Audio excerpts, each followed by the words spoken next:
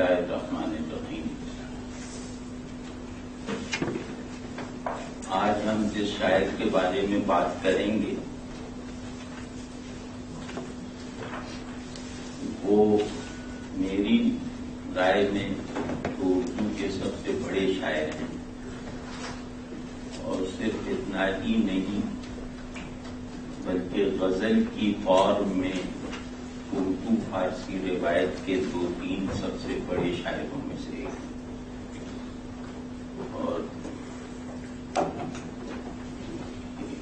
اس بات پہ میں دلیلیں لانے کی اور دکھانے کی کوشش بھی کروں گا کہ فارسی میں بھی کوئی غزل کو میر سے بڑا نہیں ہے۔ ان کے سب سے بڑے 2 شاعر میر کے برابر ہیں، میر سے بڑے نہیں ہیں۔ تو گویا اردو کی شعری روایت جو نفسیاتی طور پہ بھی اور فنی لحاظ سے بھی فارسی روایت کا ایک طفیلی سیارہ ہے، اس میں ایک ایسے آدمی کا پیدا ہو جانا کہ جو دونوں روایتوں کی سب سے مرکزی صنف میں سب سے زیادہ بڑائی کی جو سطح ہے وہاں کھڑا ہو 1-2 شاعروں کے ساتھ، یہ بڑی بات ہے۔ تو میرے خیال میں اس گفتگو کا مناسب آغاز غالب کے حوالے سے ہو جائے گا۔ غالب کی ایک حیثیت بہت مسلم ہے ہماری روایت میں کہ وہ کسی بھی شاعر کی بڑائی ناپنے کا پیمانہ ہے۔ غالب کے بنائے ہوئے یا قبول کیے ہوئے شعری معیارات پر جو شاعر پورا اتر جائے وہ حقیقتاً بڑا شاعر ہے، اور اس کا سبب یہ ہے کہ غالب نہ صرف یہ کہ ہمارے یہاں شاعری کے سب سے بڑے تھیورسٹ تھے، بلکہ وہ ادبی اور شاعرانہ زبان کے بانی بھی تھے۔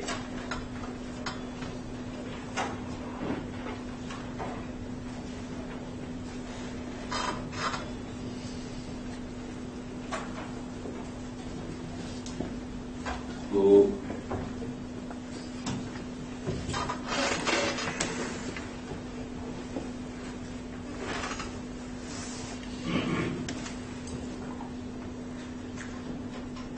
میر کے بارے میں غالب کے اشعار مشہور ہیں، کچھ 2-3 شعر انہوں نے جو کہے کہ غالب اپنا یہ عقیدہ ہے بقول ناسخ، آپ کے بہرا ہے جو معتقد میر نہیں، یا دیکھتے کہ تمہیں استاد نہیں ہو غالب، کہتے ہیں اگلے زمانے میں کوئی میر بھی تھا۔ تو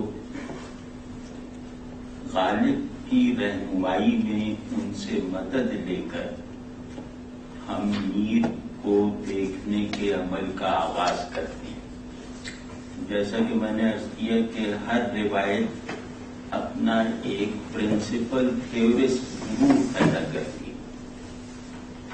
تو جیسے انگریزی میں کولڈریج ہے، ہمارے یہاں غالب ہے کہ جو نہ صرف یہ کہ بڑی شاعری کر کے دکھا دے بلکہ بڑی شاعری کی لازمی پہچان بھی متعین کر دے، تو غالب ان لوگوں میں سے ہیں۔ غالب نے اپنے ایک شاگرد کو ایک خط میں لکھا تھا کہ شاعری معنی آفرینی کا کام ہے، قافیہ بندی کا نہیں، یعنی شاعری محض رائم نہیں ہے بلکہ معنی جنریٹ کرنے کا ایک عمل ہے۔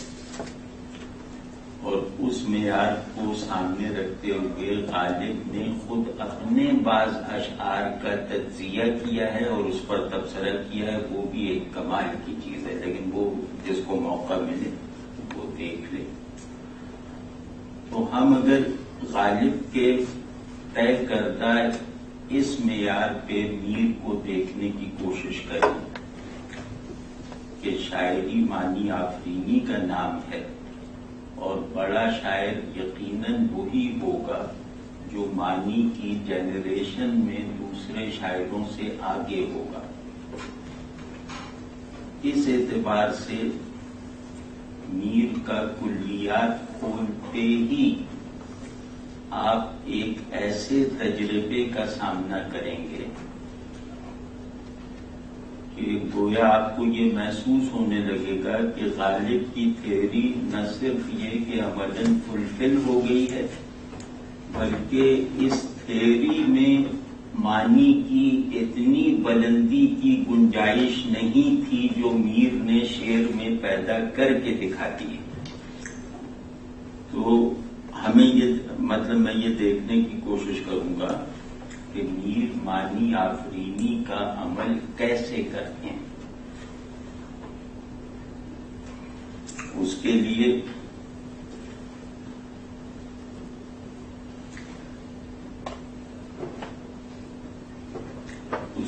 تھوڑا سا بہتر ہوگا کہ ہم خود تصور معنی کو سمجھ لیں کہ شاعری کے سیمینٹکس کیا ہوتے ہیں۔ جب غالب کہتے ہیں شاعری معنی آفرینی کا عمل ہے، تو یہاں معنی فلاسفیکل یا لاجیکل یا کسی اور ڈسپلن آف نالج کے تصور معنی سے مطابقت نہیں رکھتے۔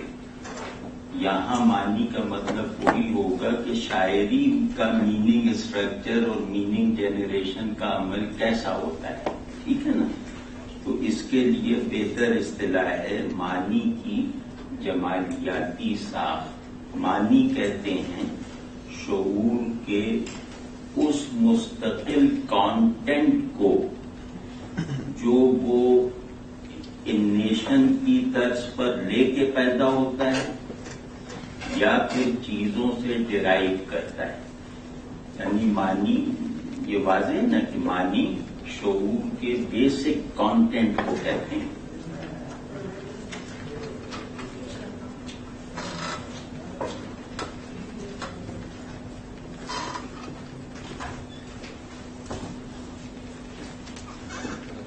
تو شعور کا یہ کانٹینٹ جب اس کی جمالیاتی تحویل میں چلا جائے تو جمالیاتی تحویل میں جانے کے بعد جو معنوی صورتیں اور معنی کی جنریشن کا عمل شروع ہوتا ہے اسے شاعری میں معنی آفرینی کہتے ہیں۔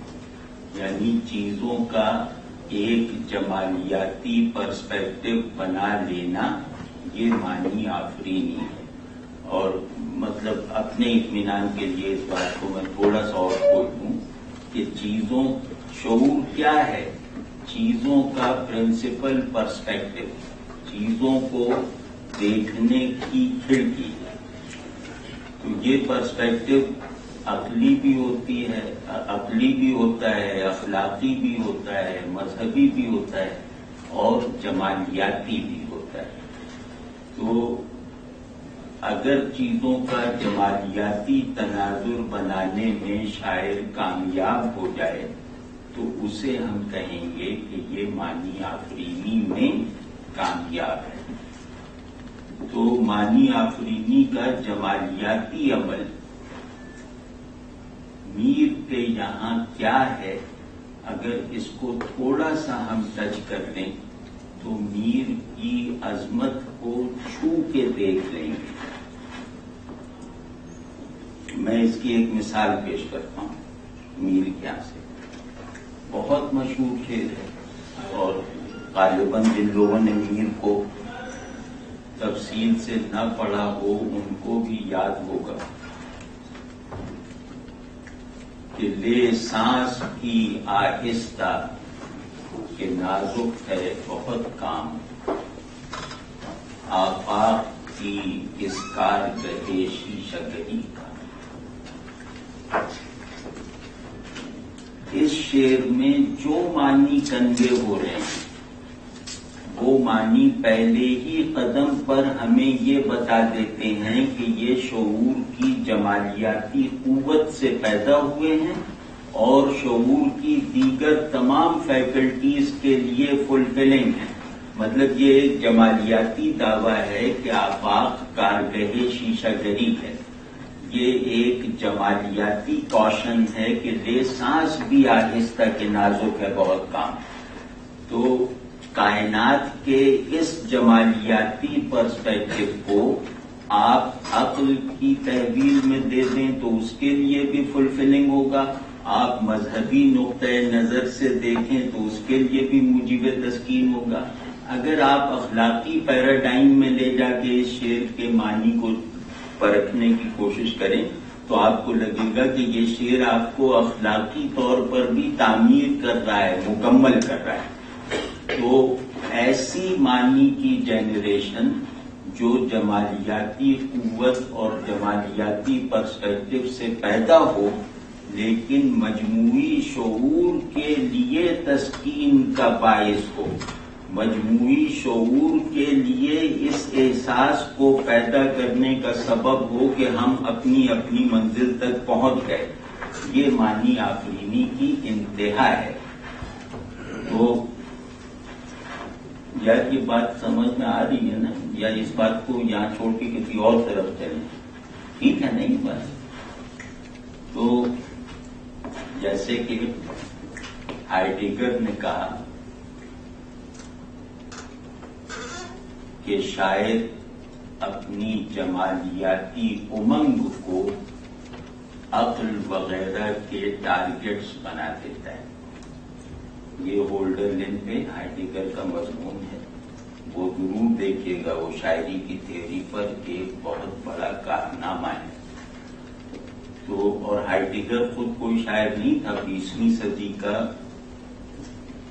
سب سے بڑا فلسفی تھا.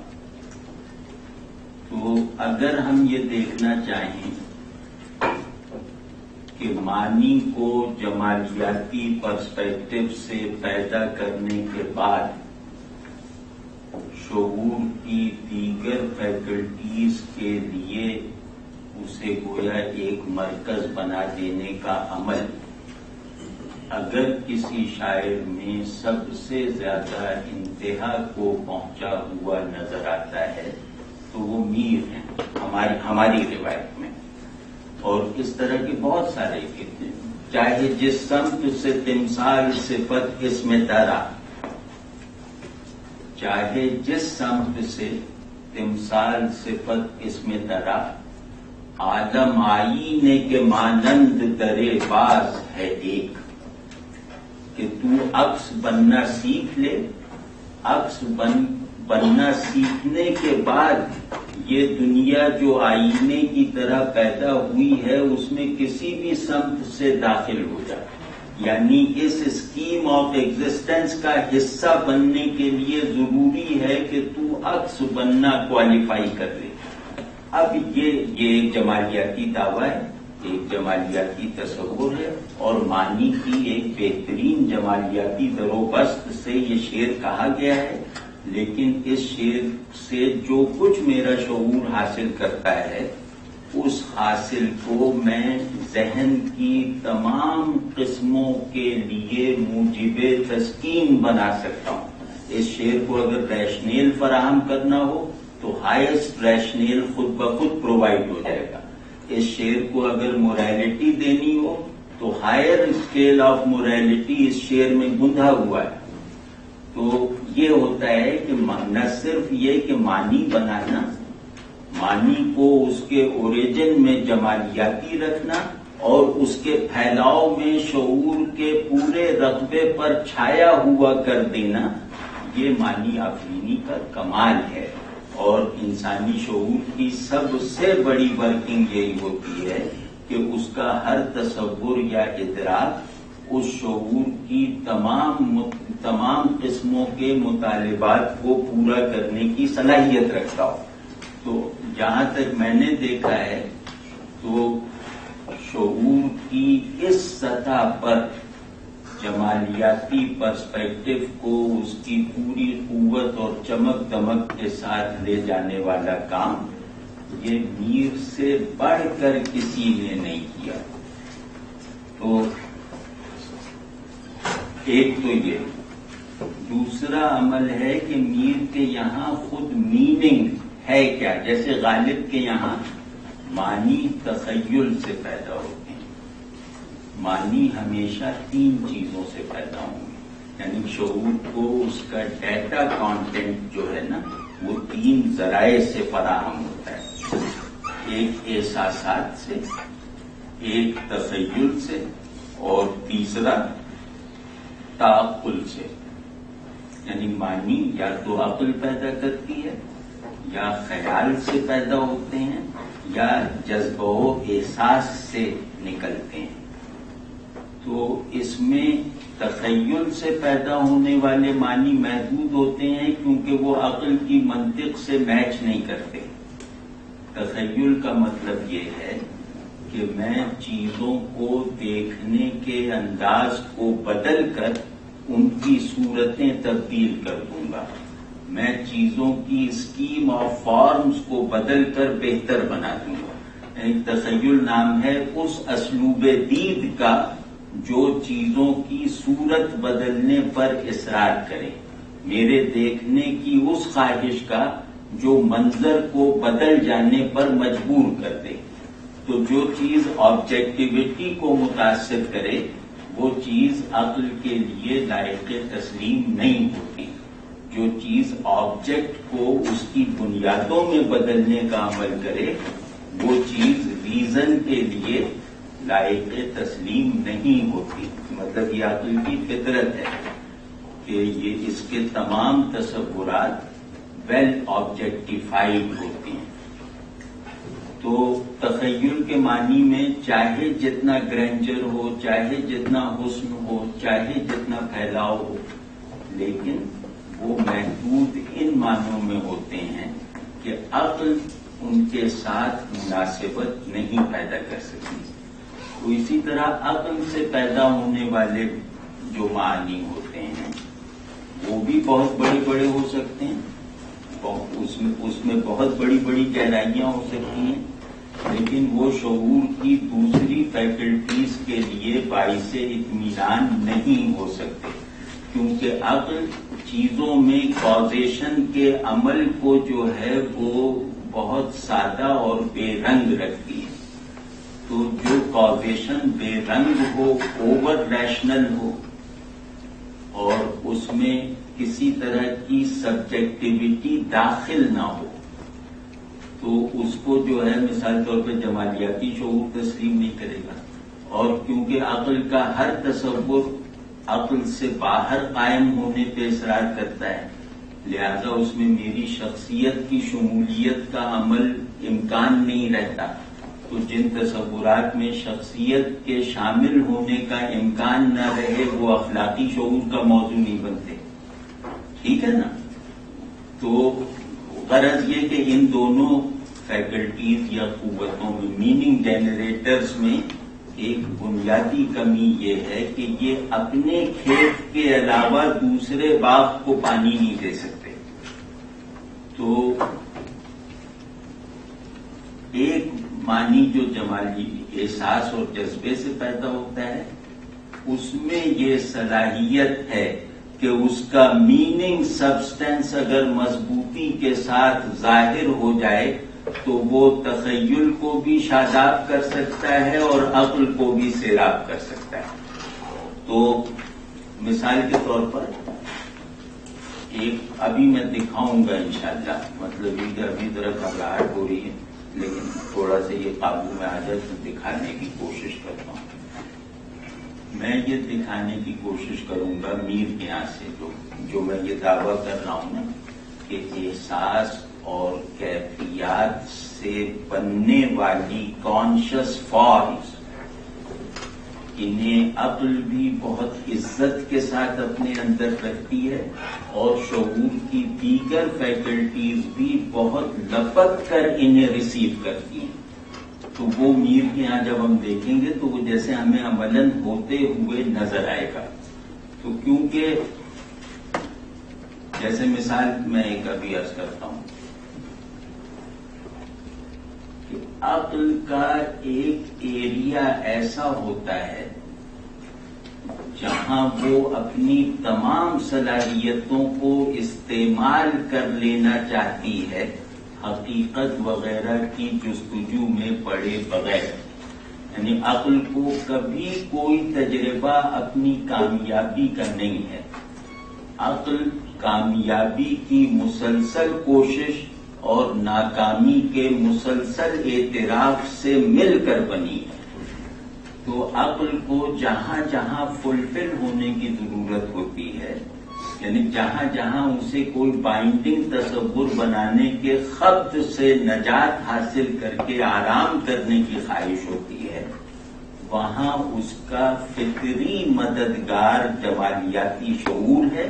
کیونکہ جمالیاتی شعور میں تصور کو بڑے سے بڑا کر دینے کی جو قوت ہوتی ہے وہ عقل کے گویا عقل کے لمحے آرام کو اس کے لیے بامانی بنا دیتی.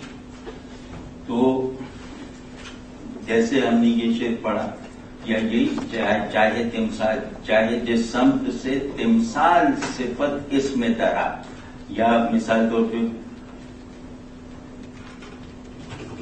چشم ہو تو آئینہ خانہ ہے دہر. یہ ذرا دیکھیے گا اس کو. چشم ہو تو آئینہ خانہ ہے دہر، منہ نظر آتا ہے دیواروں کے بیچ. اب یہ کیا چیز ہے؟ یہ مطلب جمالیاتی شعور کا سب سے بڑا اثاثہ جذبہ دید ہوتا ہے. تو یہ جمالیاتی شعور کے جذبہ دید کو عقل کی روشنی میں اگر آپ دیکھیں تو یہ اس کے بہت سے بڑے بڑے مسائل کو حل کر دیتا ہے. مثال طور پہ میں ایک مسئلہ عرض کرتا ہوں کہ عقل ایگزسٹنس کے اس پرنسپل تک پہنچنا چاہتی ہے جو مجمع اور کائنات میں مشترک ہو. یہ عقل کا سب سے بڑا منصوبہ ہے کہ عقل ہستی کے کسی ایسے اصول تک پہنچنا چاہتی ہے جو اصول مجمع اور چیزوں میں یکساں طور پہ کار فرما ہو. تو اس بات کو اگر کانٹ کے لفظوں میں کہیں تو کانٹ کہتا ہے کہ عقل کا سب سے بڑا مقصد یہ ہے کہ وہ اس پوری کائنات کے واحد اوریجن کو دریافت کر لے. ٹھیک ہے. اب یہ شعر کیا کہہ رہا ہے کہ اگر تمہارے پاس نظر ہے، تمہارے پاس صورتوں کو کراس کر جانے والی نگاہ ہے، تو تم اور یہ کائنات ہم وجود ہو. یعنی یہ کائنات تمہیں دکھائے گی، تم اس کائنات کا آئینہ بنو گے. تو ہم وجودی کی اس سطح کو جو عقل کی آرزو ہے وہ جمالیاتی شعور کی قوت سے میر گویا عملاً پورا کر کے دکھا رہے ہیں کہ یہ نظر پیدا کر لو، اور یہ نظر جو ہے تمہیں جمالیاتی ارج کے بغیر ملے گی نہیں. اسی کو ہم فرض کیا کہ مذہبی تصور یا اخلاقی تصور میں دیکھیں تو یہ ایک صوفیانہ تھیم ہے. یہ صوفیانہ تھیم یہ ہے کہ کائنات انسان حقیقت کا مظہر ہے، کائنات انسان کا مظہر ہے. تو اس پورے تھیم کا کوئی صوفی بیان اتنا مکمل نہیں ہو سکتا جتنا اس شاعر نے اس صوفیانہ معنی کا قصد کیے بغیر پیدا کر کے دکھا دیا کہ چشم ہو تو آئینہ خانہ ہے دہر، منہ نظر آتا ہے دیواروں کے پیچھے. کہ دیوار کے پیچھے جو کچھ تم دیکھنا چاہتے ہو وہ اس منہ سے کم تر ہے. دیوار اگر تمہیں اپنی دوسری طرف کا منظر دکھا دے تو وہ منظر کم بامانی ہے، لیکن اگر یہی دیوار آئینہ بن کے خود تمہیں تم پر منکشف کر دے تو یہ گویا اس نے زیادہ بڑا منظر دکھا دیا. آپ سمجھ رہے ہیں اس میں کہا یہ جا رہا ہے. تو میر کے یہاں معنی کی بناوٹ، معنی کو پیدا کرنے کے عمل کی سب سے نادر بنیاد پائی جاتی ہے. میر معنی عقل سے نہیں پیدا کرتے، میر معنی تخیل سے نہیں پیدا کرتے، غالب کی طرح. میر معنی پیدا کرتے ہیں احساس سے۔ اب گویا مجھے ایک سکون سا مل گیا کہ میں نے وہ پٹری دریافت کر لی ہے جس پہ اب ہم آگے بڑھیں گے۔ تو غالب کے بتائے ہوئے معیار پہ میر ایسے معنی آفرین شاعر ہیں جس کے یہاں معنی کو بنانے کا عمل خیال اور عقل کی بجائے احساس اور جذبے سے ہوتا ہے، اور یہ معنی کی جنریشن کا سب سے مشکل طریقہ ہے، کیونکہ احساسات اور جذبات سے آدمی ایک عارضی تجربے کا وقفہ گزار کے فارغ ہو جاتا ہے۔ ان احساسات کو جو عام زندگی سے فراہم ہوتے ہیں انہیں عام زندگی کی سطح سے اٹھا کر شعور کی بہترین اور مستقل ترین تشنگی کو مٹانے کا ذریعہ بنا دینا یہ معجزہ ہوتا ہے۔ یعنی میرے وہ احساسات جو مجھے یہ زندگی گزارنے کے لیے درکار ہیں اور اسی زندگی کی سطح پر وہ چلتے اور بنتے اور بگڑتے اور مٹتے رہتے ہیں، ان احساسات کو میں اپنے شعور کے بہترین اور اعلیٰ ترین مطالبات کی تسکین کا سبب بنا دوں، ذریعہ نہیں۔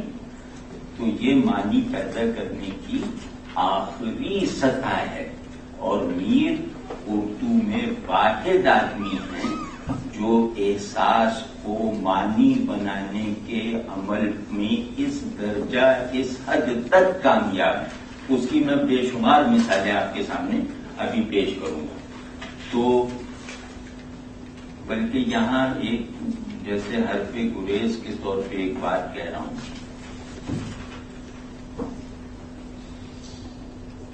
کہ آدمی کی ہستی کی ایک بہت بڑی ضرورت یہ ہے، مطلب اگر کوئی مجھ سے پوچھے کہ میر کو پڑھنا ہمارے لیے کیوں ضروری ہے، تو میں اس کو جواب دوں گا کہ میرے انسان ہونے کے عمل میں کمی رہ جائے گی اگر میں میر کو نہیں پڑھوں گا یا میر ایسوں کو نہیں پڑھوں گا۔ اس کو میں کھولنا چاہ رہا ہوں یہاں پر، اس سے یہ واضح ہو جائے گی یہ بات جو ابھی ذرا زیادہ علمی انداز کی ہے۔ میرے لیے انسان ہونے کی ضرورت ہے کہ میرے احساسات فلیشز نہ ہوں، میرے احساسات میں معنویت ہو۔ آدمی اس چیز کا نام ہے کہ وہ اپنے احساسات کو معنی دے دیتا ہے۔ تو میر احساسات کو معنی بنانے کا کارخانہ ہے۔ میر کو پڑھنا گویا اپنی آدمیت کی تکمیل کرنا ہے، اپنے آپ کو ایک بائیو بینگ کی سطح سے بلند کرنا ہے۔ یہ ہے میر کا کمال۔ دوسرا، جیسے احساسات اور معنی کی بات میں واضح کرتا ہوں ان کے شعروں سے۔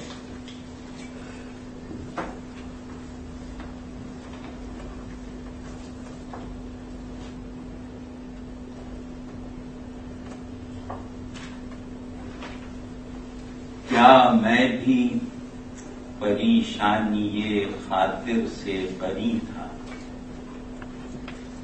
کیا میں بھی پریشانی خاطر سے بری تھا، آنکھیں تو کہیں تھیں دل غم دیدہ کہیں تھا۔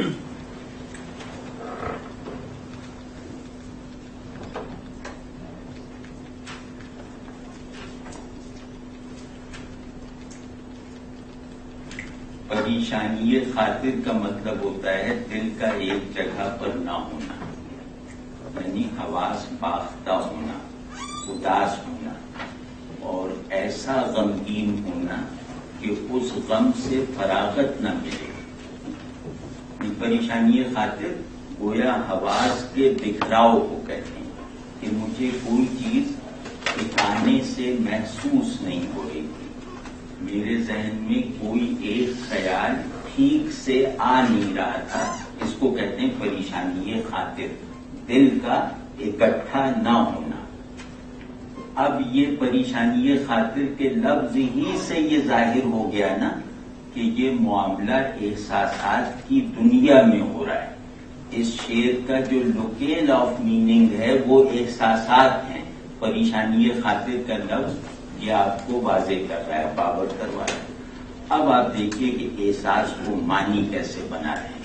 پریشانی خاطر کو بہترین درجہ معنویت پر کس طرح لے جا رہے ہیں کہ آنکھیں تو کہیں تھیں، دل غم بھی تھا کہیں تھا. کہہ رہے ہیں کہ یہ جو احساس تھا میرے اندر غم کا اور یہ پریشانی کا، اس احساس نے مجھے ڈوئل پرسپیکٹوز کا تجربہ کروا دیا کہ میرے اندر پرسپیکٹو کی یونٹی نہیں رہی. میرا ہول پرسپیکٹو جو ہے نا وہ ایک ڈوئلزم کا شکار ہو گیا کہ آنکھیں تو کہیں تھیں، مطلب چیزوں کی فارم الگ طرح پرسیو ہو رہی تھی، اور دل غمدیدہ کہیں تھا، چیزوں کا ایسنس کسی اور کھڑکی سے نظر آ رہا تھا. کہنے یہ حواس باختگی نے گویا میری کائنات شعور کو دولفت کر دیا، اور اس کائنات شعور کا جو موضوع ہے اسے بھی دو ٹکڑوں میں بانٹ دیا. تو آپ کا کیا خیال ہے کہ جو آدمی ڈویلٹی آف پرسپیکٹو یا ڈوئل پرسپیکٹوز کو ایکسپیرینس کروا دے معمول کے احساس کے ذریعے سے، تو اس نے بڑے معنی نہیں پیدا کیے. اور اس میں بڑے معنی کی تعبیر نہیں آ گئی کہ بڑا معنی کون سا ہوتا ہے. بڑا معنی وہ ہوتا ہے کہ جس کی فارم کے لیے ایک نیا موڈ آف پرسپیکٹو چاہیے اور جس کے معنی کے لیے دوسرا موڈ آف پرسپیکٹو چاہیے. تو آنکھ ایک موڈ آف پرسپیکٹو ہے اور دل غمدیدہ دوسرا موڈ آف پرسپیکٹو ہے. تو کہنے لگے کہ یہ پریشانی خاطر یعنی کسی وجہ سے بھی ہو سکتی ہے کہ محبوب نے ملاقات کا وعدہ کیا نہیں پہنچا، نوکری کی درخواست دینے گئے وہ قبول نہیں ہوئی، کسی بھی وجہ سے یہ پریشانی ہو گئی. لیکن یہ آدمی کتنا بڑا ہے کہ یہ اپنے پاؤں کے انگوٹھے پر لگنے والی چوٹ کو ذہن میں موجود بہترین ٹریجک سبسٹنس سے جوڑ دیتا ہے. تو جو آدمی تجربے کی عارضیت کو شعور کے مستقل مرکز سے جڑا ہوا دکھا دے، وہ گویا احساسات کو معانی بنانے کے عمل میں کامیاب ہے. اور بہت سے، جیسے میں عرض کرتا ہوں کہ میر نے یہ کام اتنی پیچیدگی اور بلندی کے ساتھ کیا ہے کہ بعض جگہ یہ ہوتا ہے کہ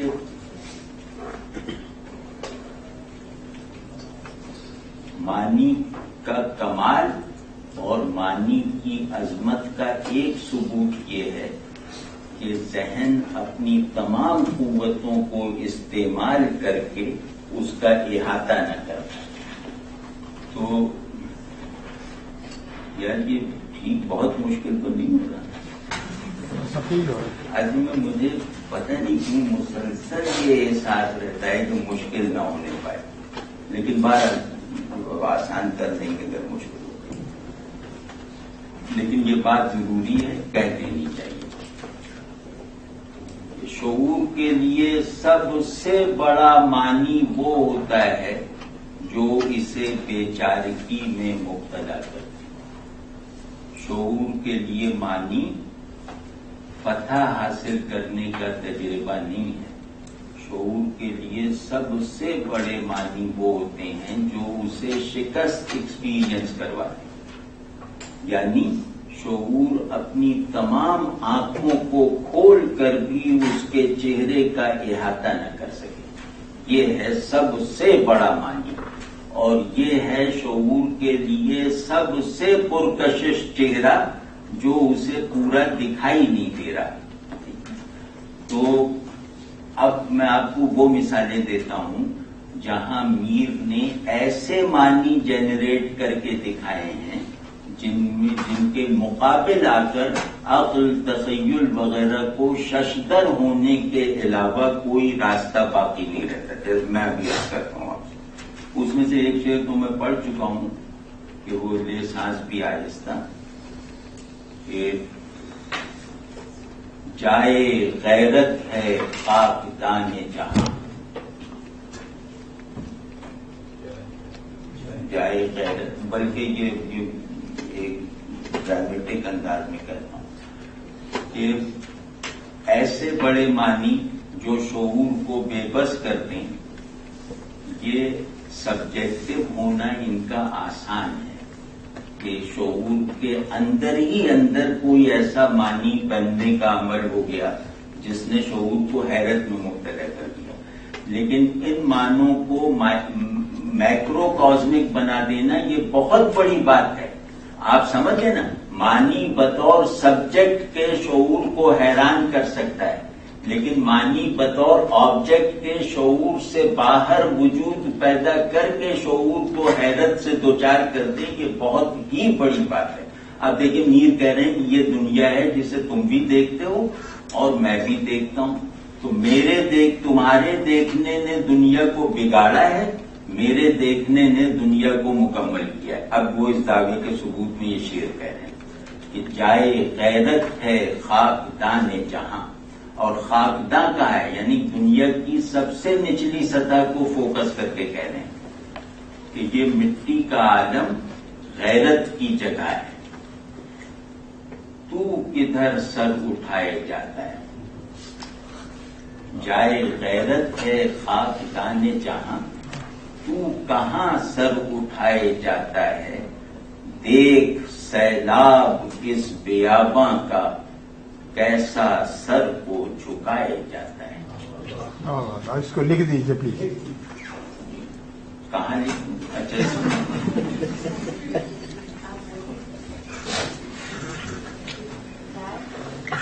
جائے غیرت ہے خاکدان جہاں، یہ قطعہ ہے۔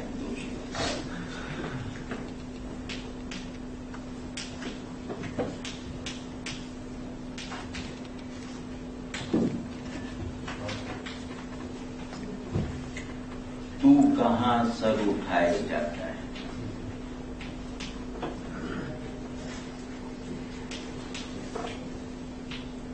غیرت کے معاملے غیرت کے معاملے میں بھی تو کہاں سر اٹھائے، دیکھ سیلاب اس بیاباں کا،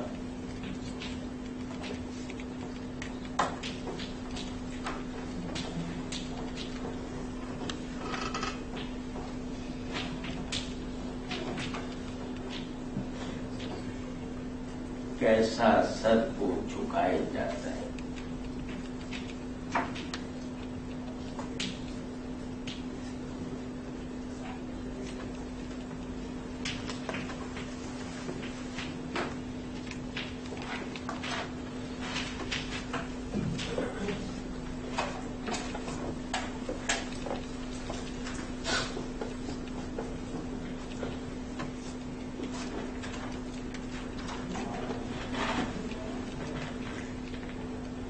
یہ کہہ یہ رہے ہیں کہ یہ کائنات ایک پیورٹی آف ایگزسٹنس سے بنی ہے، تو اس پیورٹی کو متاثر کرنے کی جو کوشش کر رہا ہے، یہ گویا وجود کے ساتھ مناسبت نہ پیدا کرنے کا عمل ہے۔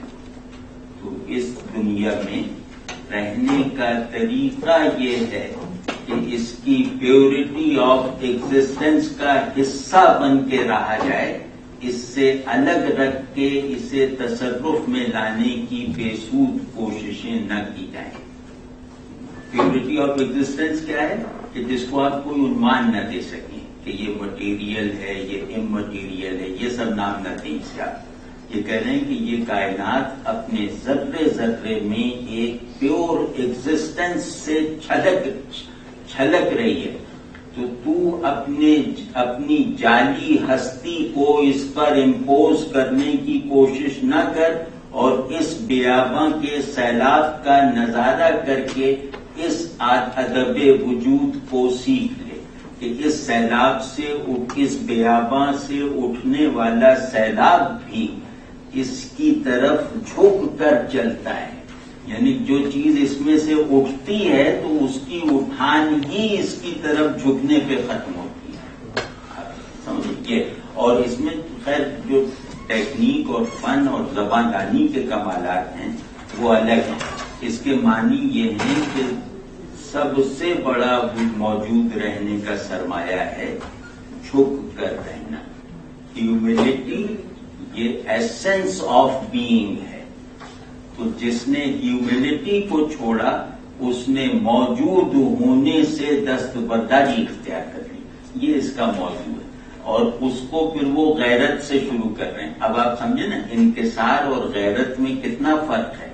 وہ کہہ رہے ہیں کہ یہ انکسار مجبوری کی بنیاد پر نہیں ہے بلکہ غیرت کے سبب سے ہے۔ یہ میری غیرت کا تقاضا ہے کہ میں موجود ہونے کے لیے ہمبل ہونا سیکھوں، یہ میری مجبوری کا مطالبہ تھوڑی ہے کہ میں مجبوراً ہیوملٹی اختیار کروں۔ واضح نہیں تو اب یہ جو معنی ہیں یہ معنی ایسے ہیں کہ یہ کائنات کے بارے میں تصورات کے پورے انبار کو ایک جنبش سے ذہن میں سے خارج کر دیتے ہیں۔ اب آپ کو فوراً یہ لگے گا کہ مجھے کائنات کے بارے میں اب تک بنائے گئے تمام پرسپیکٹو سے بے دخل کر کے یہ کہا جا رہا ہے کہ اس کی پیورٹی اور اس کی ورجنٹی کو ایڈریس کرنے والا پرسپیکٹو نئے سرے سے اختیار کرو۔ اور دوسری اس میں تعلیم یہ دی جا رہی ہے کہ تمام ہول پرسپیکٹو، یہ چار مصرے یہ کہہ رہے ہیں۔ بیاباں خاکداں کی مناسبت ہے، خاکداں ہیں، خاکداں۔ اور بیاباں کا مطلب یہ کہ کیونکہ دنیا میں انسان نے بہت کچھ اضافہ کر دیا ہے نا، تو دنیا اپنی پیورٹی میں بیاباں ہے۔ بیاباں کہتے ہیں جہاں کوئی رنگ ایڈ نہیں کیا گیا۔ تو وہ جو میں کہنے جا رہا تھا کچھ واسنس سے نہیں ہے بیاباں کو،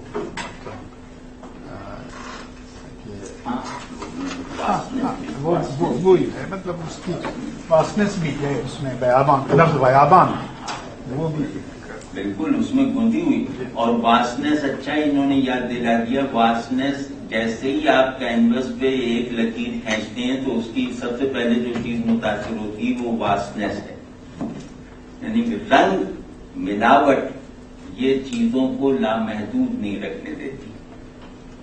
رنگ کیا ہے، باؤنڈری بنا دیتا ہے نا۔ تو خیر اس میں بہت سے معنی ہیں، لیکن اس کا جو خلاصہ ہے اس شعر کا جو ہم اس سے سیکھ سکتے ہیں وہ یہ ہے کہ یہاں وجود کی حقیقت کیفیت بنی ہے، تصور نہیں بنی۔ یہ دو شعر وجود کی حقیقت کا بیان ہے، اور اس حقیقت کا بیان اس طرح سے ہے کہ یہ ذہن میں تصور کی طرح نہیں آئی، قلب میں کیفیت کی طرح آئی ہے۔ اب آپ سوچیں کہ یہ کتنی بڑی بات ہے کہ دماغ کی گرفت سے کہیں باہر معانی کو آپ اپنے عمومی محسوسات میں داخل کرتے ہیں۔ یہ بڑی بات نہیں، یار اس بڑی بات پہ تو خوش ہوں کہ ایک آدمی کر کے دکھا ہے، یہ بہت بڑی بات ہے۔ اور دوسرا جو ہے جو میں کہہ رہا تھا کہ اس میں سے سبق کیا ہم لے سکتے ہیں، وہ یہ کہ تمام ہولسٹک پرسپیکٹوز، تمام شعور کے تمام گرینڈ نیریٹوز، یہ سمجھ رہے ہیں نا کہ جیسے فرض کیا کہ وحدت یہ شعور کا ایک میٹا نیریٹو ہے، تو وحدت کا مطلب یہ کہ یہ ایک ہول پرسپیکٹو ہے، ٹھیک ہے نا۔ تو شعور کے تمام ہول پرسپیکٹو کا مطلب یہ ہے کہ جو کائنات کے لیے بھی پوائنٹنگ ہو اور ذہن کے لیے بھی پوائنٹنگ ہو، یہ ہول پرسپیکٹو ہوتا ہے۔ تو کہتے ہیں شعور کے تمام ہول پرسپیکٹوز ذہنی نہیں ہوتے، وجودی ہوتے ہیں۔ آپ سمجھ گئے نا، یعنی حقیقت اپنی آخری پرسیپشن میں سمجھ نہیں ہے، حضور ہے، پریزنس ہے. یعنی حقیقت اپنی آخری درجے میں پریزنس ہے ذہن کے سامنے، تصور نہیں ہے. یہ انہوں نے 4 مصروں میں یہ کر کے دکھا دیا کہ سب سے بڑا مطلب ایک پریزنس ہوتا ہے جو احساس پیدا کرتا ہے، تصور نہیں ہوتا جو ذہن میں تصورات کی فہرست میں اضافہ کر دیتا ہے. ٹھیک ہے نا؟ تو دوسرا مطلب کمال ہے، اس پہ رکا نہیں جا رہا اس کے محاسن میں. ایک میں بات آپ سے عرض کرتا ہوں کہ انسانی علم نام ہے تصور اور تصدیق کے مجموعے کا.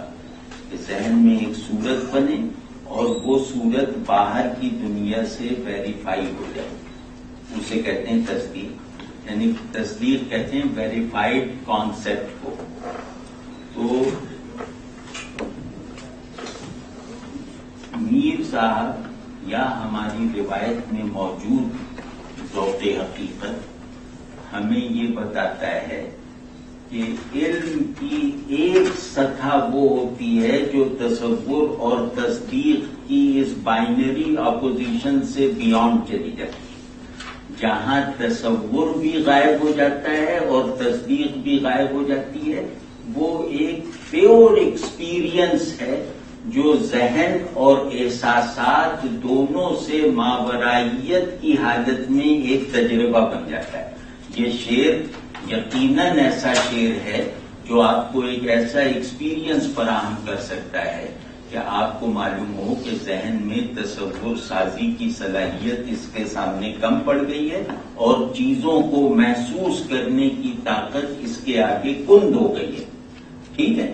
اسی سے میر کا ایک دوسرا کارنامہ سامنے آتا ہے. پہلا کارنامہ میں نے عرض کر دیا کہ معنی آفرینی کی سب سے مشکل قسم میر کے یہاں ہے، محسوسات کو معنی بنانا. ٹھیک ہے؟ یہاں سے ان کا دوسرا کارنامہ جو ہے نا وہ میں عرض کرتا ہوں.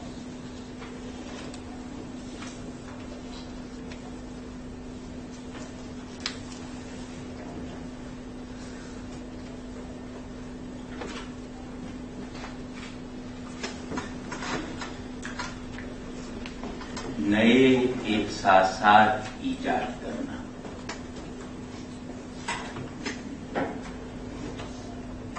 اب میں اس کو کہنے کی تیاری کرتا ہوں کہ یہ بہت فخر کی بات ہے ذہن کے لیے کہ وہ نئے تصورات ایجاد کرنے، نئے تصورات کی ایجاد بہت فخر کی بات ہے.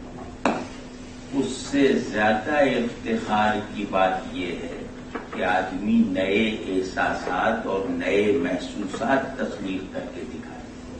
یعنی آپ کا قاری، آپ کا سامع اگر اپنے احساسات میں تبدیلی کے تجربے سے گزر جائے آپ کی بات سے، تو یہ خیالات بدل دینے سے بڑی قوت ہے. یہ اس سے بہت بڑا واقعہ ہے کیونکہ انسان کا احساساتی وجود جو ہے وہ تقریباً تقدیری اور میکینیکل ہوتا ہے. تو اس ہیومن میکینزم میں تبدیلی لے آنا یہ اظہار کی بھی انتہا ہے اور معنی کا بھی منتہا ہے. میر نئے احساسات پیدا کر دیتے ہیں. میر پہلے سے موجود احساسات میں کچھ ایسی گہرائیاں پیدا کر دیتے ہیں جس کے لیے ہمیں انتظار کرنا پڑتا ہے کہ تھوڑا سا ٹھہر کر ہم اسے محسوس کرنے کے قابل ہوں گے. یہ بہت بڑی بات ہے. یہ میر کے کارناموں میں سے دوسرا کارنامہ ہے کہ یہ شخص نہ صرف یہ کہ پہلے سے موجود احساسات کو ایک میننگ فلنس دیتا ہے، بلکہ یہ کچھ نئے احساسات اور نئے محسوسات بھی ہم تک منتقل کرتا ہے. اب میں جیسے اس کی مثال دیتا ہوں.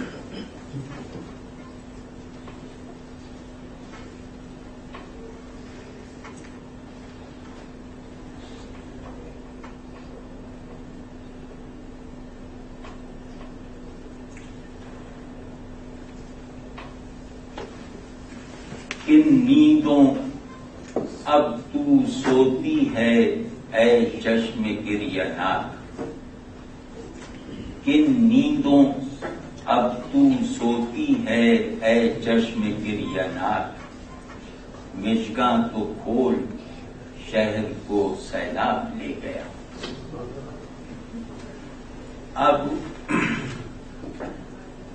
ہمارا رونے کے بارے میں جتنا ایکسپیرینس ہے، چاہے ہماری شخصیت میں تجربے کے طور پر ہے، چاہے ہمارے حافظے میں ہے، ٹھیک ہے نا، رونے کے بارے میں ہمارے تمام تصورات اور رونے کے بارے میں ہمارے تمام احساسات اس شعر میں بننے والی فضا کے لیے ناکافی، اور گریے میں جو ایک احساساتی ٹرن آیا ہے اس کو محسوس کرنے کا ہمیں کوئی تجربہ نہیں تھا، ٹھیک ہے نا۔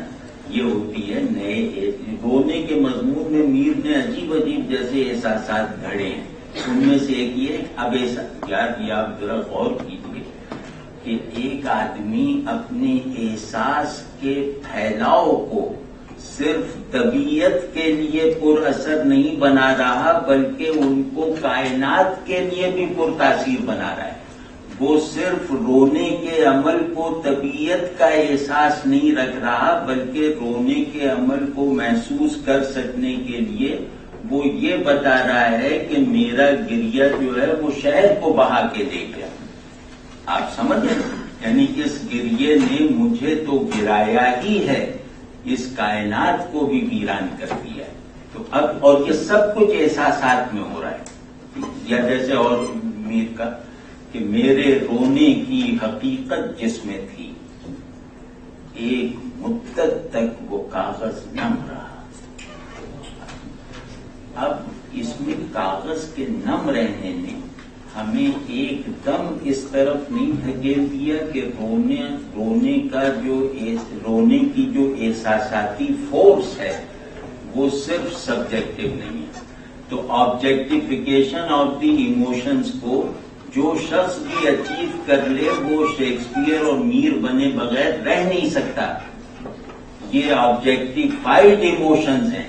میرے رونے کی حقیقت جس میں تھی، ایک مدت تک وہ کاغذ نم رہا، آپ سمجھیں، اور رونے کی حقیقت کا لفظ آتے ہی ہمارے اندر ایک سبجیکٹیوٹی کا زور ہو جاتا ہے، کیونکہ حقیقت کی ہڈننس جو ہے نا وہ ایک جو ہے نا وہ سبجیکٹیوائزیشن کا عمل ہے۔ حقیقت سبجیکٹو ہوتی ہے، یہ جیسے ہمارا تسلیم شدہ تصور ہے۔ آپ یہ دیکھیے کہ اس شخص نے حقیقت کو آبجیکٹیفائی کیا کاغذ کے لفظ سے، کہ میرے رونے کی تاثیر، میرے رونے کی حقیقت صرف میرے قلب اور میری آنکھوں میں نہیں تھی، یہ رونا ایسا ہے کہ یہ اس کی حقیقت نے کاغذ کو اپنا مرکز بنا لیا تھا، یعنی یہ حقیقت اپنے وجود میں اتنی شدید ہے کہ یہ میرے قلب اور میری آنکھوں تک محدود نہیں ہے بلکہ یہ بہت آبجیکٹو ہے، ٹھیک ہے نا۔ تو یا استخواں کانپ جلتے ہیں، استخواں ہڈیاں، استخواں کانپ جلتے ہیں۔ اس منظر کو ذرا دیکھیے گا کتنا ہولناک منظر ہے۔ استخواں کانپ جلتے ہیں، عشق نے آگ یہ لگائی ہے۔ اب یہ مضمون تو بہت لوگوں نے باندھا ہے نا کہ دل میں کیا، شاید اسی کا نام محبت شیفتہ، سینے میں ایک آگ سی ہے سینے کے اندر لگی ہوئی، یہ مضمون یعنی کہ عشق کو آتش قلب سب نے باندھا ہے، بہت بڑے بڑے شعر مل جائیں گے، لیکن عشق کی آگ کو ایک واقعہ بنا دینا، عشق کی آگ کو اس کے اسپریچول یا ہائی ایموشنل پلین سے اتار کے تقریباً فزیکل کر دینا، یہ گویا نئے احساسات کی پیدائش کا مرتبہ ہے یا نہیں؟ کہاں عشق کی آگ دل میں ہے اور کہاں عشق کی آگ سے میری ہڈیاں سلگ رہی ہیں اور جلنے کی وجہ سے کانپ رہی ہیں۔ یہ عشق کی آگ میں موجود سبجیکٹیوٹی کو زیادہ بڑا آبجیکٹیفیکیشن کا میدان فراہم کرنے کا عمل نہیں. دوسرا مصرع کیا ہے جی؟ تو کہاں جلتے ہیں. عشق نے آگ یہ لگا. ابھی تیسری طرف جب آؤں گا نا، یہ اس میں قیامت کا اس پورے شعر میں اسٹریس ورڈ یہ ہے. آپ سمجھیں. اب آپ سوچیں کہ کیسا شاعر ہوگا کہ جس کے اتنے بڑے شعر میں اسٹریس ورڈ جو ہے وہ حرف جار ہے. یہ عشق، آپ اس کو یہ کو صحیح طرح نہیں پڑھیں گے نا کہ شعر نکل جائے گا. عشق نے آگ یہ لگائی ہے، یعنی ایسی لگائی. تو یا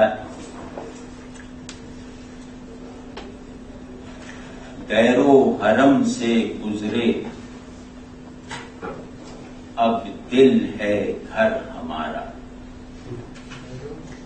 دیر و حرم سے گزرے یعنی ہم نے دیر و حرم دیکھ لیا، یہ بھی مراد ہے، اور یہ بھی کہ اسے چھوڑ دیا. دیر و حرم سے گزرے اب دل ہے گھر ہمارا، ہے ختم سابلے پر سیر و سفر ہمارا. آپ ذرا غور کیجئے کہ دیر و حرم یہ پولز آف کانشسنس ہیں. یہ اینڈ کانشسنس ہے دیر و حرم، ایک خاص پیراڈائم. ٹھیک ہے نا. انہوں نے اینڈس آف کانشسنس کو فیلنگ اسٹرکچر دے دیا، یہ کہہ کے کہ اب دل ہے گھر ہمارا. اور دل کو ہرگز کسی صوفیانہ معنی میں استعمال نہیں کیا ہے. یہ دل کسی صوفی کا دل نہیں ہے، یہ دل اس عاشق کا دل ہے جو اپنی آدمیت کو برقرار رکھتے ہوئے ایسے محبوب کا انتخاب کرتا ہے جو اسی کی طرح کا آدمی ہے. آپ سمجھ رہے ہیں. تو اب اس کو کیا کہیں گے؟ اس کو کیا کہیں گے؟ اینڈ پرسپیکٹوز کو اس نے ایموشنلائز کر لیا.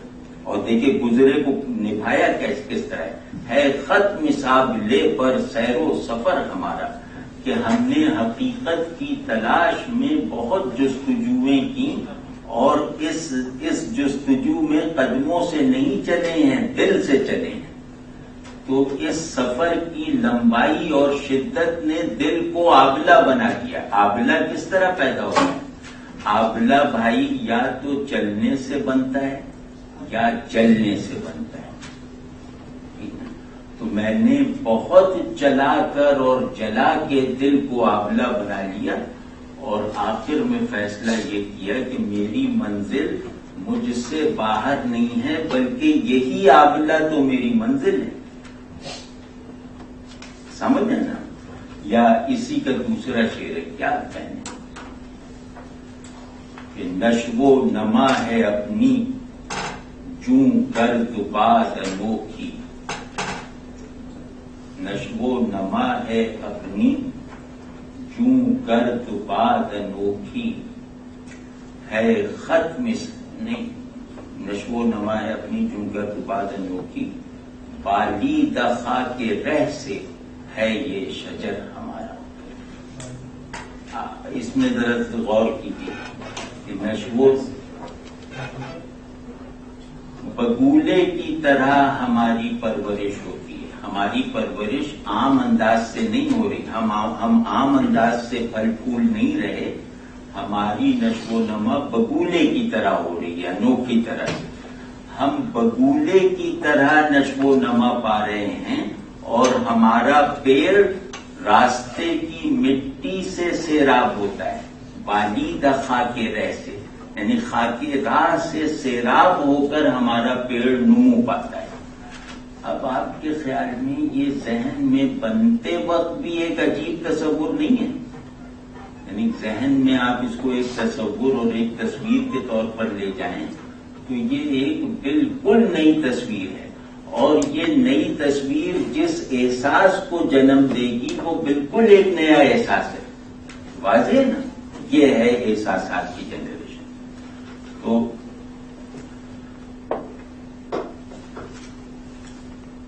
اس کیونکہ یہ میر کا بہت بڑا وصف ہے. اور جیسے ایک شعر اور دیکھ لیں، بے شمار شعر ہیں، مطلب آپ کو میر کے جتنے شعر یاد ہوں اس میں سے زیادہ تر شعر اس خوبی سے بھرے ہوئے ہوں گے. عارسی کے بھی گھر میں شرم سے میر، عارسی کے بھی گھر میں شرم سے میر، کم ہی وہ بے مثال آتا ہے. عارسی کسے کہتے ہیں؟ عارسی آئینے کو، کہ وہ جو ہے وہ شخص جو ہے وہ آئینے کے گھر میں بھی قدم نہیں رکھتا. اب آپ ذرا غور کیجئے کہ آئینے کے گھر میں قدم رکھنا یہ کیسا تصور ہے، اور بے مثال کے لفظ کو اس میں کھپا دینا وہ کتنی گہرائی کے ساتھ جا کر ہمیں محبوب کا تصور قائم کرنے میں مدد دیتے ہیں اور محبوب سے احساساتی تعلق پیدا کرنے کا نیا راستہ کھولتے ہیں. یہ تصور بھی نیا ہے اور محبوب کے بارے میں جو احساسات میرے اندر پہلے سے موجود ہیں ان میں بھی ایک نئی رو کا اضافہ کر دیتا ہے. تو اس طرح سے اگر 5 بجے ہوں تو وقفہ کریں، تو وہ نماز کا وقفہ وہیں کرنا ہے. نماز کا یہ وقفہ ہے، باہر چائے بھی ہے، تو جو چائے پینا چاہیں.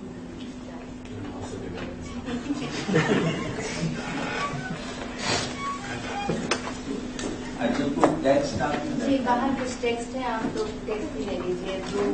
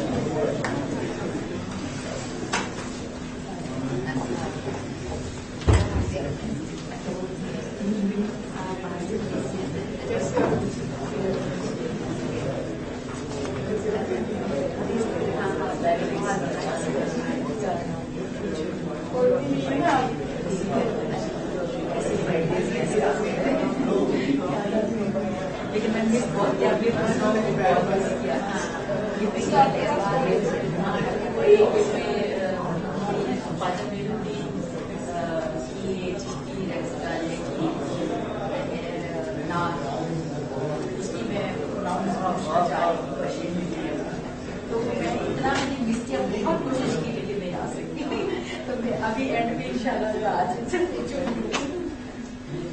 نئی کوالٹیز کو لانا چاہ رہے ہیں.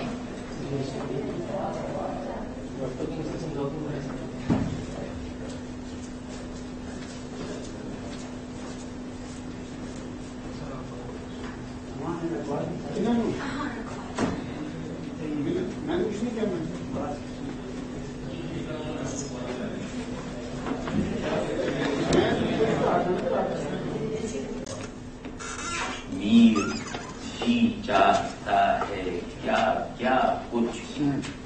اب اس میں وصل ایسا لوڈڈ لفظ اتنا بامانی اور احساس انگیز نہیں ہے جتنا کہ کیا کیا کچھ سے پیدا ہو گیا. تو ہے دماغوں میں اپنے سودا کچھ، کھینچتا ہے دلوں کو صحرا کچھ. یہاں دل اور صحرا جیسے بڑے الفاظ اور اصطلاحات اتنا شدید تاثر نہیں پیدا کر رہے جتنا کہ کچھ کا حرف کر رہا ہے. یہ میر نے گویا جو ایک لینگ اسٹرکچر اور ایک کانشس اسٹرکچر کے درمیان تعلق کا نیا پل بنا کے دکھا دیا پہلی مرتبہ. ٹھیک ہے نا؟ تو یہ ان کا ایک کارنامہ ہے. دوسرا کارنامہ یہ ہے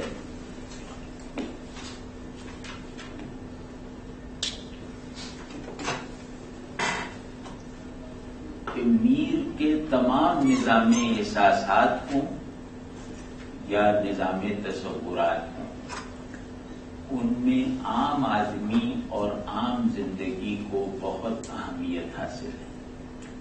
میر نے آدمی جیسا کہ وہ ہے، زندگی جیسی کہ یہ ہے، دنیا جس طرح کی ہے ویسی ہی اپنے یہاں استعمال کی ہے، ان میں تبدیلی لانے کی کسی خواہش کے بغیر، ان کے بارے میں اپنے اندر کوئی منصوبہ نظریاتی یا اخلاقی یا اصلاحی بنائے بغیر ان کو چوں کی توں حالت میں لے کر انہیں اعلیٰ ترین احوال اور معانی اور احساسات تک پہنچا کے دکھا دیا۔ یہ جو ایک بات ہے نا کہ دنیا کو بدلنے کی خواہش رکھے بغیر دنیا میں سے ایسے معانی نکال دو جو اس میں تبدیلی لانے والے نظریات سے زیادہ بڑے ہوں، یہ بہت بڑی بات ہے جو میر کے ہاں جا بجا نظر آتی ہے۔ اسی وجہ سے میر کے شعر میں معنی سمجھنے کی کوشش کرتے وقت اس میں کسی میٹا فزیکلٹی کو دخل نہیں دینا چاہیے، اس میں کوئی متصوفانہ معنی نہیں ڈھونڈنے چاہیے۔ میر نے متصوفانہ احساسات اور نوسٹک تصورات سے پیدا ہونے والے امپریشنز کے برابر یا ان سے بڑے امپریشنز عام زندگی سے اخذ اور ڈسپلے کر کے دکھائیں، یہ یاد رکھنا چاہیے۔ اور تیسری جو بات ہے جو میرے خیال میں کل بات ہے جو میر کا مزاج ہے، مطلب میر کی شاعری جس بنیادی سبسٹینس سے نکلی ہے وہ سبسٹینس ٹریجک ہے۔ میر ٹریجک سبسٹینس کی سب سے بڑی مینیفیسٹیشن ہے، اور اس میں جو کمال دیکھیے تو سب جانتے ہیں کہ بڑی تمام چیزیں جو ہیں وہ ٹریجڈی ہوتی ہیں، یعنی ادب میں تخلیقات میں سب سے بڑی چیزیں ٹریجک ہوتی ہیں، یہ تو سب جانتے ہیں اور یہ سب نے طرح طرح سے کر کے دکھایا ہے۔ میر کو آپ دیکھیے، یہاں آپ اس کو لے جا کے کسی کے بھی سامنے رکھیں کہ ٹریجڈی کے بارے میں یہ ہے کہ ایک بہت گرینڈ پروجیکٹ ناکام ہو جائے تو ٹریجڈی ہے، یعنی ٹریجڈی کا مین کیریکٹر ہیرو ہوتا ہے۔ ٹریجڈی ہمیشہ بڑے آدمی اور بڑی تاریخ میں ہوتی ہے، ٹھیک ہے نا، بڑا آدمی چاہیے، بڑی تہذیب چاہیے، بڑی تاریخ چاہیے، تو گویا ایرسٹوٹیلین ٹریجڈی کا سامان اکٹھا ہوگا۔ المیہ کہتے ہیں ہیرو کی ناکامی کو، ٹھیک ہے نا۔ میر کے یہاں تمام ٹریجک ہائٹس سر کی گئی ہیں عام آدمی کے قدموں سے۔ آپ دیکھیں نا کہ ارسطو کی ٹریجڈی میں تو ہم لوگ کہیں آتے ہی نہیں ہو، تو ہماری ٹریجڈی کو بغیر رونا دھونا اور کمزوریاں اور فضولیات، اس کے لیے تو ٹریجڈی ہرکولس والی ہے، سیمسن والی ہے، ٹھیک ہے نا۔ تو ٹریجڈی کو جو ہیرو درکار تھا۔ Sir, what do you have to say about pre-Aristotelian tragedies, such as things like the Dionysian impulse and the Apolline influence? ہاں، ارسطو اپولونیز ٹریجڈی جو ہے گریک ٹریجڈی، ارسطو نے اسے تھیورائز کیا ہے۔ ارسطو نے لیکن کافی حد تک اس کو ڈائسیکٹ بھی کیا ہے اور ڈسنٹیگریٹ بھی کر دیا ہے۔ وہ مجھے نہیں معلوم کہ کہاں کیا اور کیسے کیا، مطلب ڈس انٹیگریشن کا مجھے پتا نہیں، لیکن یہ کہ ارسطو نے اپنے پہلے موجود ٹریجڈیز کو تھیورائز کیا ہے، مطلب انہیں ایک تھیوری بنا دی ہے۔ تو ویسے بھی گریک ٹریجڈی کا ایسنس ٹریجڈی وہ ہے، جو گریک ٹریجڈی کا ایسنس ہے وہ ہیرو کی ناکامی ہے، عام آدمی کی ناکامی نہیں ہے۔ تو اب اس میں جو ہے میر نے آ کر اس گرینڈ ٹریجڈی کو عام آدمی کی تحویل میں دے دی، اس ہمالیہ پہ ہم سب کو چڑھنے کے قابل بنا دیا۔ ہماری معمولی المناکیوں، یعنی جس کو کہا جاتا ہے معمولی انسان کو پیش آنے والے ہر ٹریجک ایکسپیرئنس کو ایک ٹریجک ہائٹ دے دینا، یہ انتہائی بڑی بات ہے، اور یہ میر نے فراہم کر کے دکھا دی کہ جیسے مرتے ہیں سبھی لوگ مگر میر اس طرح، مرتے ہیں سبھی لوگ مگر میر اس طرح، ماتم میں تیرے کوئی نہ رویا پکار کے۔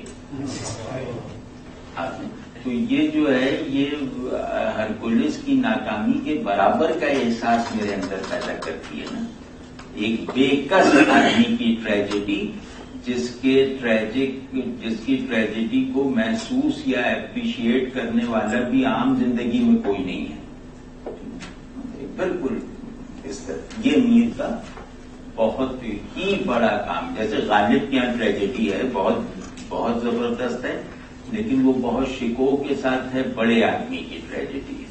میر کے یہاں یہ نہیں ہے، میر نے گویا ٹریجڈی کی پوری روایت کو ری تھیورائز کیا ہے اپنے شعر سے، یہ ان کا بس اس کا خیال رکھنا چاہیے میر کو پڑھتے ہوئے۔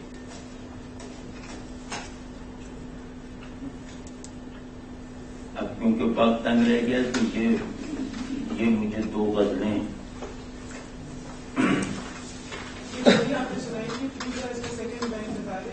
کون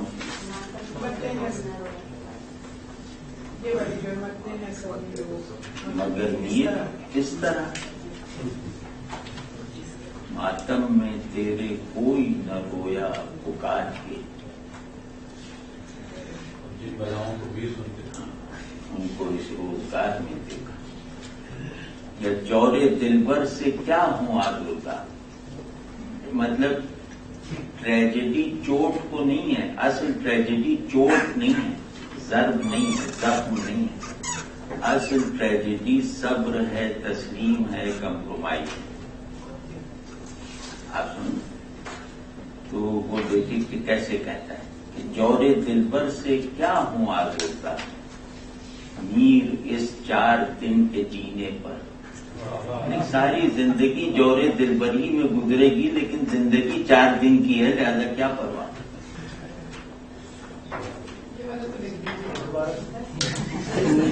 یہ شعر بھی میری کا ہے کہ منحصر مرنے پہ ہو جس کی امید، نا امیدی اس کی دیکھا چاہیے، یہ غالب یہ غالب کا۔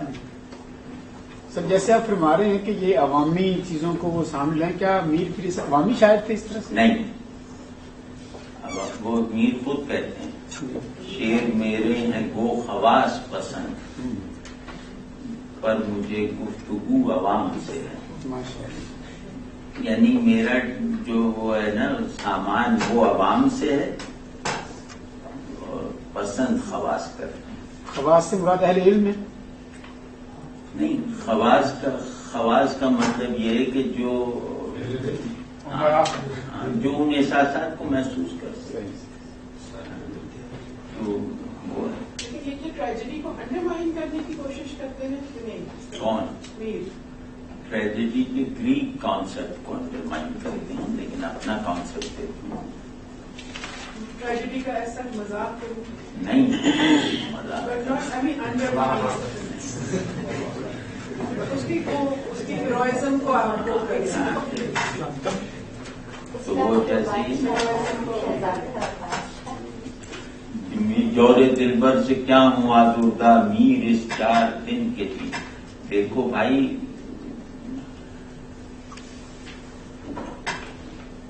ٹریجڈی کہتے ہیں ناکامی کے تجربے میں رہتے ہوئے اپنے مقصد سے دستبردار نہ ہونا، یہ کہہ دیا نا جورے دلبر سے، دل سے میرے شکستیں الجھی ہیں،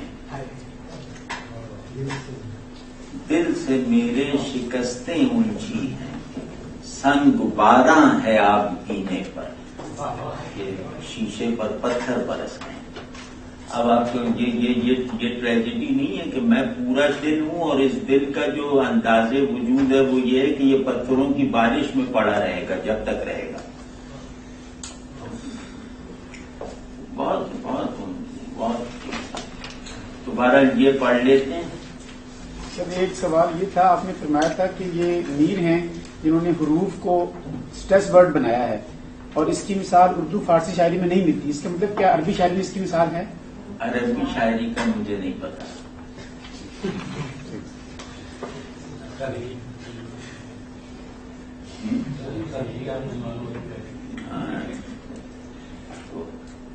وہ جیسے وہ اب ہے نا، وہ جیسے وہ اس کا اوفیلیا کا باپ اس کے کان میں وہ سانس دیتا ہے آئینے سے، وہ کاغذ لگا کے کہتا ہے نو لائف، نو لائف، نو لائف. یہ ہائیسٹ ٹریجڈی ہے، اور اس میں اسٹریس ورڈ ہے، نو لائف نہیں. Yes that's nice. وہ جو ہے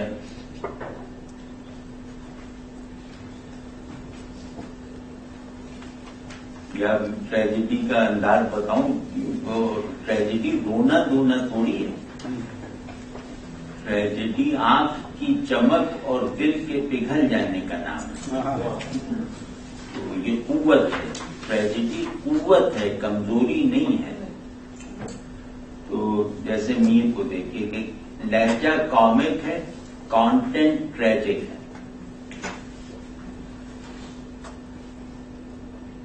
کیا ہے؟ تیں آ کی طرف زبان پرانی ہے. تیں آ عشق بازی چوپڑ عجب بچھائی، کہ اے عشق کے کھیل تو نے چیس عجیب طرح کی بچھا دی ہے. کچی پڑی ہیں نردیں گھر دور ہے ہمارا، ہماری سب گوٹیں ابھی پکی نہیں ہوئی. اگر وہ کھیلا ہو تو سب کو آتا ہوگا. ہماری گوٹیں ابھی چلنے کے قابل نہیں ہوئی، اور گھر ابھی بھی بہت دور ہے. یعنی یہ جیسے فیصلہ ہے تقدیر کا، گھر دور ہے اور پہنچنے کے لیے پاؤں نہیں ہے. یہ زندگی اس کو کہتے ہیں.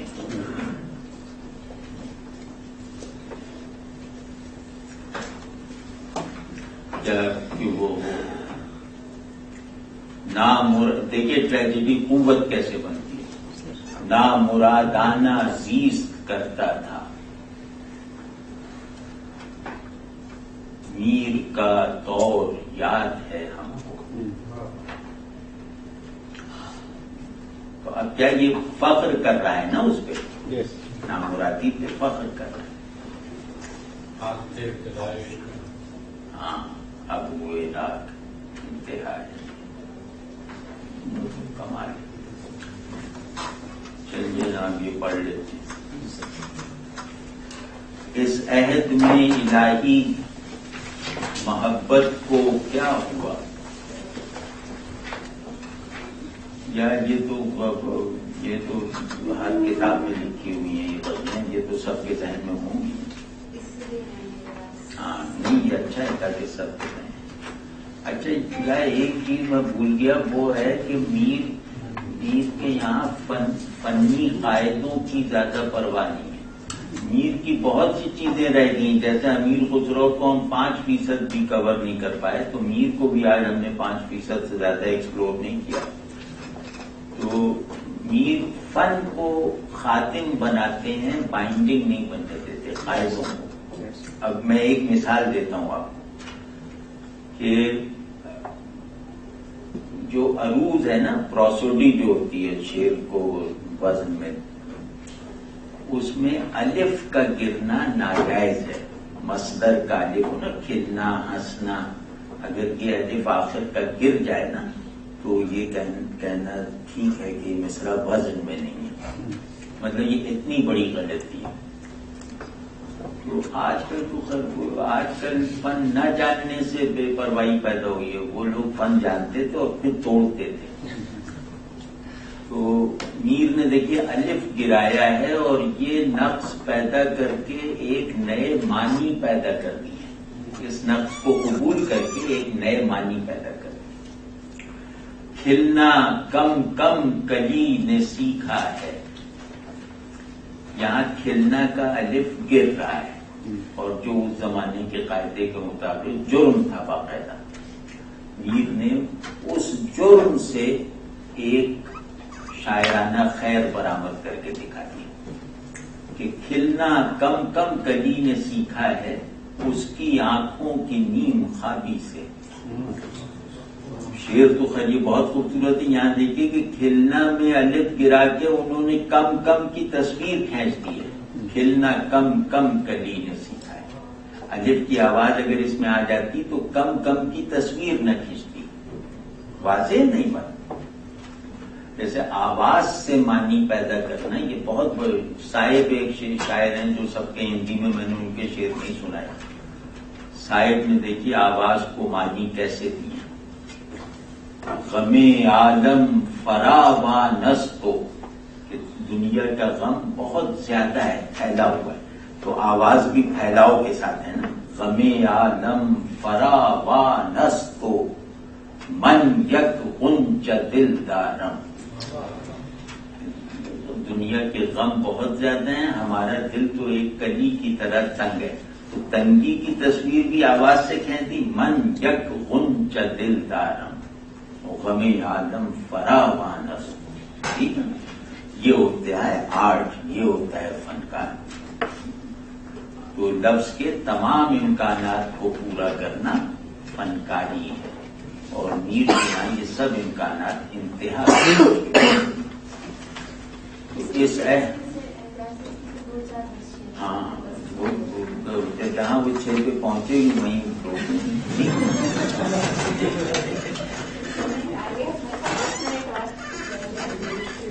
وہ بلاگ سے صحیح نہیں ہے.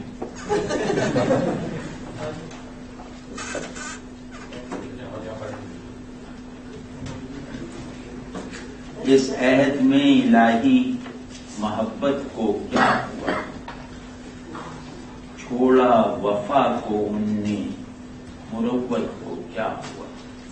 تو کہہ رہے ہیں کہ اس عہد میں جو محبت کے زوال کا سبب ہے وہ عاشق کی کمزوری نہیں ہے, محبوب کی بے نیازی ہے.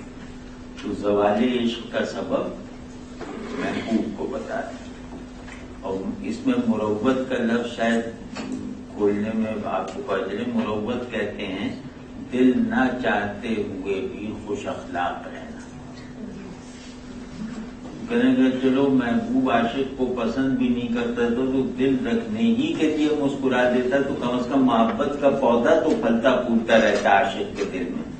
محبوب نے یہ کرنا بھی چھوڑ دیا, بس یہ زوال ہو گیا. امیدوارے وعدے دیدار مر چلے, آتے ہی آتے یارو قیامت کو کیا ہوا. سبحان اللہ. کہنے جو وعدے دیدار تو یہ تھا کہ یہیں دکھا دیں گے, لیکن انتظار کی طوالت اور شدت نے ہمیں بتا دیا کہ یہ وعدے دیدار یعنی اس کا دیدار دنیا کی تنگ فضا میں ہو ہی نہیں سکتا. تو جب ہم نے یہ ریئلائز کر لیا کہ اس کا دیدار تو اس دنیا کے خاتمے پہ ہوگا اور اس کا وعدہ تو قیامت کے دن پورا ہوگا, تو یہ جذبہ دید اتنا زیادہ ہے کہ یہ ساری کائنات کو فنا ہو جانا قبول کر رہا ہے. ساری کائنات فنا ہو جائے, بس ہمیں تو دیدار حاصل ہو. جیسے برنارڈ شاہ نے کہا تھا نا کہ اگر مجھے یہ ضمانت دے دی جائے کہ میں شیکسپیئر سے بڑا ہو جاؤں گا اور اس کی یہ قیمت دینی پڑے کہ ساری دنیا مر جائے, تو میں یہ قیمت دینے پہ تیار ہوں. اسی طرح میر کہہ رہے ہیں بس وہ نظر آ جائے, باقی جو کچھ نظر آ رہا ہے اس کو تو دیکھنا ہی نہیں ہے, یہ فنا ہو جائے جلد از جلد, تاکہ یہ نہ اس دنیا میں رہ کر میں نہ دیکھنے کی مشق کر رہا ہوں. اور دیکھنے کی کوشش کے مقابلے میں نہ دیکھنے کی مشق زیادہ سخت ہوتی ہے, تو یہ ختم ہی ہو جائے.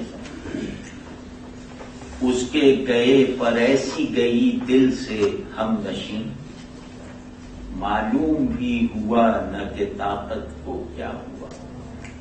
یہ عام سا مضمون ہے کہ وہ گیا تو دل سے وہ طاقت ہی چلی گئی جو ہمیں معلوم ہی نہیں ہوا کہ کیوں چلی گئی. بخشش نے مجھ کو ابر کرم کی کیا خجل, اے چشم جوش اشک ندامت کو کیا ہوا. کہ اب جو ہے پہلے بادل مجھ سے آنسو ادھار لیتا تھا, اب میں رونے کے لیے بادل کا مقروض ہوں. بس یہ ہے اور یہ اپنے رونے اور بادل کے برسنے کی مناسبت سے میر نے بہت شعر کہے کہ آئیے ہے ابر مل کر آج باہم روئیے، پر نہ اتنا بھی کہ ڈوبے شہر کم کم روئیے۔ تو یہ کہ جب رونے بیٹھتا ہوں تب کیا کسر رہے۔ لیکن عرفی بہت بڑا شاعر ہے، اس کا ایک شعر ہے کہ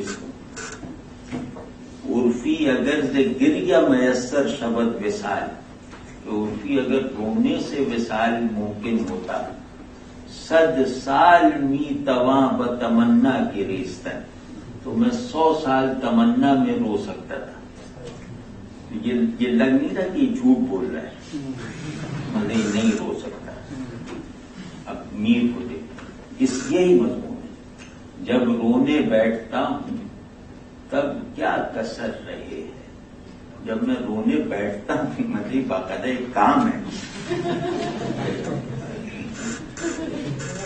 جب رونے بیٹھتا یہ ہوں کہہ دو ابر بارہ سے اگر برسے تو یوں برسے کہ جیسے مہ برستا ہے ہمارے دی گئے ترس۔ ہاں کیا کمال ہے بھائی، آپ کا نام پوچھنا ضروری ہو گیا۔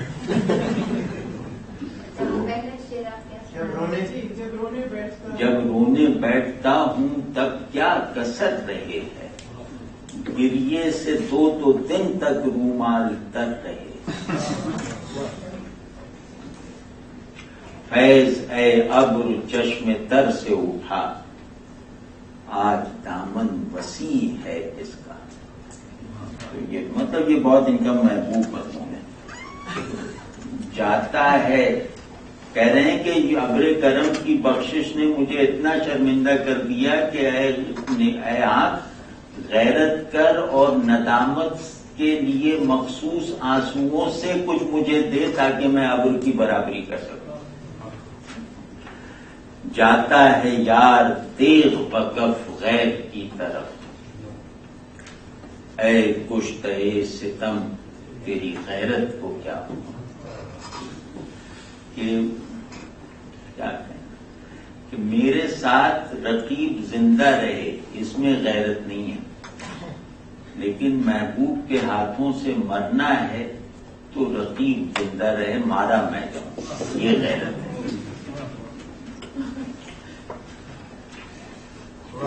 اب یہ سب عجیب عجیب لگتا ہے کیونکہ اب تو وہ ظاہر ہے نہ رقیب ہے نہ عاشق ہے۔ لیکن بڑا اعزاز نہیں سمجھا جاتا تھا کہ محبوب کے ہاتھوں، وہی اعزاز ہی کہہ رہے ہیں نا۔ کہتے ہیں کہ بہتر ہے کہ رقیب نہ رہ جائے۔ نہیں میں رقیب کی زندگی کی شرمندگی ہے نا۔ ہم کہاں آزمائے اپنا نصیب، تو ہی جب تیغ آزمانا ہوا کہ صاحب عاشقی کی بدایت ہی میر پر، یہاں ہدایت غلط ہے، یہ بے کی صاحب عاشقی کی بدایت کون ہے؟ ابتدا، کہ عشق کی ابتدا ہی میر پہ بہت بھاری پڑ گئی تھی، تو کیا جانیے کہ حال نہایت کو کیا ہوا۔ عشق کی ابتدائی اس کی برداشت سے زیادہ تھی اور یہ انتہا تک پہنچ گیا، اللہ ہی جانے کہ اس انتہا پہ کیا حال ہوا ہوگا، کیونکہ جو بھی حال ہوا ہوگا وہ ہم نہ جان سکتے ہیں نہ محسوس کر سکتے ہیں۔ تو یہ بس ہو گیا انشاءاللہ، اس کا تو ہم ایک شیئر کر چکے ہیں۔ بہت شکریہ بھائی صاحب۔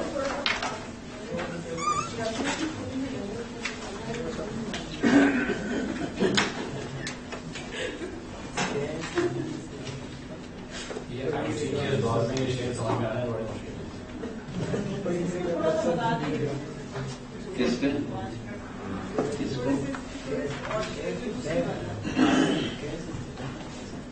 جس سر کو غرور آج ہے یا تاج وری کا، کل اس پہ یہی شور ہے پھر نوبگری کا۔ تو کہیں کہ اس دنیا کا اسپین اتنا ہے کہ خوشی اور غم جڑواں ہیں، بادشاہت اور मरना बिल्कुल मिला हुआ, ये एक लम्हे में होता है। ये एक लम्हे के एक हिस्से में हम बादशाह हो गए और उसी के अगले हिस्से में हम मर गए। अब ये कह रहे हैं तो आफाक की मंजिल से गया कौन सलामत, असबाब लुटा राह में यहाँ हर सफरी का। कि दुनिया से खाली ही जाना पड़ता है, जो कुछ है सब छोड़ के जाना पड़ता है। और ये देखिए, अपनी तो जहां आंख लड़ी फिर वहीं देखो। हम वो हैं कि जिसको देखना कबूल कर लें तो फिर उस पर से आंखें नहीं हटाते। अव्वल तो हम देखना ही कबूल नहीं करते, लेकिन जिसको देखना कबूल कर लें फिर पलक नहीं झपकते। तो हम फिर वहीं देखो, यानी वहीं देखते रहो। आईने को लपका है परेशान नजरी, क्योंकि मेरी आंख मेरे दिल के ताबे है। आईने को आंख तो मिली है, दिल नहीं मिला, लिहाजा उसको ये शौक है कि ये भी देख ले वो भी देख ले। दिल जो है वो एक को देखना चाहता है, और आंखों को दिल की कुमक ना हासिल हो ना तो वो सबको देखना चाहते हैं। तो बस अब ये हो गया।